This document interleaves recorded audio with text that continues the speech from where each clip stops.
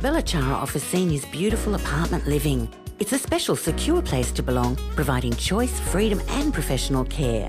Each spacious apartment comes with an ensuite, veranda, security and on-call nurses. Entertain your guests in the elegantly appointed shared spaces.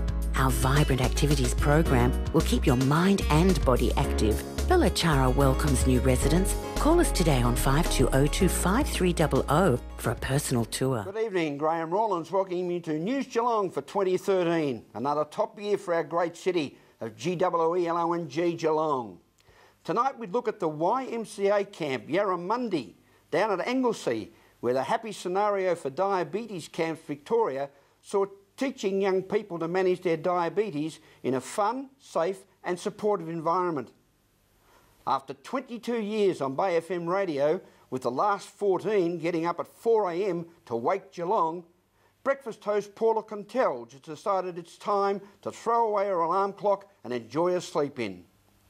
From the world of Geelong sport, Mitch Scoop Cleary leads off 2013 with all that's happening in cricket, World Series sprint cars at Avalon, local football news, Boxing Day racing and a look at local Geelong cricket and lawn pennant Division 1 bowls that start tomorrow. And while from the weather world, Sandy will update you on the Geelong and Surf Coast weather expected in and around Geelong over the next 6 days. The end of December 2012 marked the end of a special era for local radio personality Paula Contelge as she stepped away from Bay FM breakfast radio to begin the next part of her accomplished journey in life, as Ian Nichols reports. The location is the ice skating rink at the end of Cunningham Pier, Geelong. A very special occasion, a farewell from the breakfast program at Bay FM for Paula Contelge, who's had this role for many, many years, as you'll soon find out. A wonderful performer, a part of Geelong, and a little bit of history today with her retirement and handing over the reins. We're going to talk to Paula and her successor.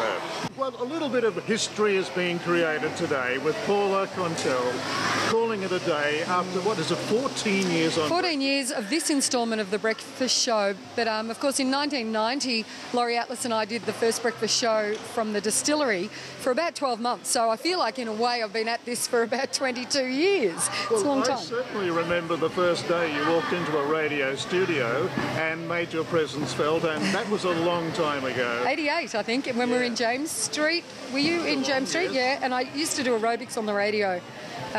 With Mike O'Loughlin, who I understand just retired today too, which is ironic. Talk about the end of the world. Yeah. Mike has called it quits today, and people in Geelong would remember him. Yeah. But for you, Paul, it's all about your day here. It's been a long journey, hasn't it? It has been a long journey, and I've been really happy and excited, and I've had a great week. And then all of a sudden today I did the handover to the new host. The new co-host is a lady called Karen Mason, and as I handed over the microphone and the headphones to her this morning, I did break down a little bit, and I wasn't expecting that. I thought, you know, that I'd made this decision and I was very happy with it, but all of a sudden the emotions of the last 14 years welled up, and yeah, so I'm probably looking a little bit worse for wear, but no, it's a happy day for me. I'm going to step down to a minor role at the station at this stage. I'm going to be doing the Saturday Lifestyle and Real Estate show and spend more time with my grandson, who's here. I mean, you probably can't see him on camera, but he's here with my daughter, my eldest daughter. So more family time, Nico. Well, that's what it's all about, and you've done the hard yards. You've put in a long and stellar career, I might say, because to do breakfast and to stay in the radio industry, which is cutthroat at the best of times, you've done an amazing job. Yeah, there's been challenges along the way, but it's been a great journey, and working the last 2 years with Hayden has been a real highlight. He's been terrific. He really reinvigorated me and gave me back my passion for radio, because he was young and enthusiastic, and that was really inspiring for me. It was great. But I think Karen's here now, and she's taking over the role, and I wish you the best of luck. I know you're going to have a great time, Karen. Thank you so much. And yeah, what big shoes to fill, I was saying before. What did you say, what big pants to fill? No, definitely not. I wouldn't dare do that, no. So, but I'm very excited, and we're not losing Paula from Bay FM. She'll still be on air, so just a new role for me and a new role for her, so very exciting. Well, I suppose what you haven't mentioned yet, the sleeping in. I mean, will that now become a bonus for you? Oh, I'm going to sleep until at least 7 a.m. you watch, but I'm planning to spend more time down at Geelong's gym and get myself back to the sort of fitness levels that I used to have when you first met me, and I haven't really had the time or the energy for that in this role, so I'm planning to do a lot more of that. And Karen, I hope you're prepared for some sleepy sort of Friday nights. And yes, I'll try my best, but it's worth it in the end, definitely. Where does Karen come from?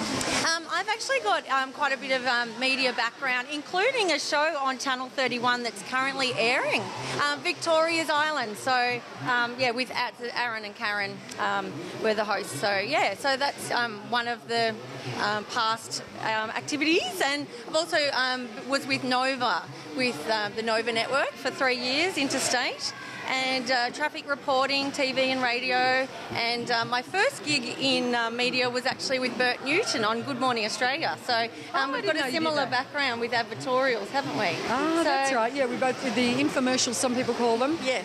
Well, we're very similar. Yeah, it's like I'm handing over to my young daughter here. It's lovely. Right. Well, I remember the day that Paula walked into that studio in aerobics, leotards and gear. And, she wore that to work, did she? Well, and in the 80s, of course, it was a G-string. Of course it was. And I just thought that was just normal gear, you know. I probably was causing a few raised eyebrows. So naturally she got the job. Okay, so I should have worn that today, should I? Oh, next time. And you still could, yeah. Oh, I don't know about that. But in all seriousness, Paula, from all the team here at News Geelong, we wish you all the best for the future, and I'm glad that you're keeping your association with my old station, of course, at Bay FM. I had some very happy times there myself. You did, yeah. I remember working with you, Nico. Around in Ryrie Street. We did have a lot of fun. They were crazy days, and I'm so thrilled that the station, I was quite happy or prepared to walk away completely. That was my intention, and then when they approached me with this Saturday show, I thought, yeah, I could do that, why not? And I keep my hand in and still get to have that extra time with the family that I was wanting. Well, you've been part of Geelong for a very long time, and I'm very happy to say you will continue to be part of our lives. You bet. I'm not going anywhere. Thank you, Nico. Good to talk to you. Thanks, Karen. Good luck. Thank you very much. Thanks a lot. In a fond farewell to Paula from the Bay FM Breakfast Program, this is Ian Nichols for News Geelong. Thank you, Ian, and well done, Paula. We wish you well in the future and any venture that you may go with. An exhibition of still and moving images in which the landscape in its natural and urban forms, or as depicted in painted backdrops, is a setting for performative actions, often of a peculiar or absurdist nature. That's the current top theme of an exhibition at Geelong Gallery, as resident art critic Ian Nichols reports. News Geelong brings us back to the art gallery here in Geelong, one of the coolest spots in town during the summer months, and they have a summer exhibition, or exhibitions plural, because there's just so much happening here, and we're focusing on a curious nature and speaking with the curator of the Geelong Art Gallery, Lisa Sullivan. This is a wonderful work in the current exhibition, A Curious Nature, the Landscape as Theatre in Contemporary Photography and New Media, and it's a work by Polixeni Papapetru, who's a wonderful photographer who's represented in our gallery collection. And Polly's work was very much, for me as a curator, the starting point for this exhibition. I was very interested in looking at the way artists use the landscape as a theatre or setting for some performative actions, often a very absurdist or curious nature. Curious Nature until February 10, so this is going to be here for a little while. It's a little one that you want to focus on particularly. Absolutely, it's an exhibition that I've curated, so I feel a sense of closeness to the works, I guess, in a way. But this work of Polly's, this series of Polly's, which is called Between Worlds, looks at the landscape as a setting for the staging of figures, and the figures that she uses are her children and their peers, and she's worked with her children as a photographer for many years in her practice now. And she's staged them within these amazing landscape settings, in this case a wonderful alpine setting, and she's placed masks on each of them, masks modelled in the form of animal heads. And the series is very much about the politics, I guess, of photographing children, and you know, a lot of the controversy that's been levelled in recent years about children as subjects in photographic work. So she's chosen to actually hide the identity of the children as a way of addressing that issue. And she's placed them each with different animal masks, often doing tasks that are associated with the adult world. So a lot of the works have got titles such as The Wanderer or The Harvesters, for example. And the works are very much about that transition from childhood through adolescence into adulthood. They're about the real world and fantasy. They're also about the animal world and the human world, hence the title of the series, Between Worlds. At the Geelong Art Gallery's latest exhibition, A Curious Nature, this is Ian Nichols for News Geelong. Thank you, Ian Toulouse-Nichols. As we go to a break, here on News Geelong, we'll return with more after this.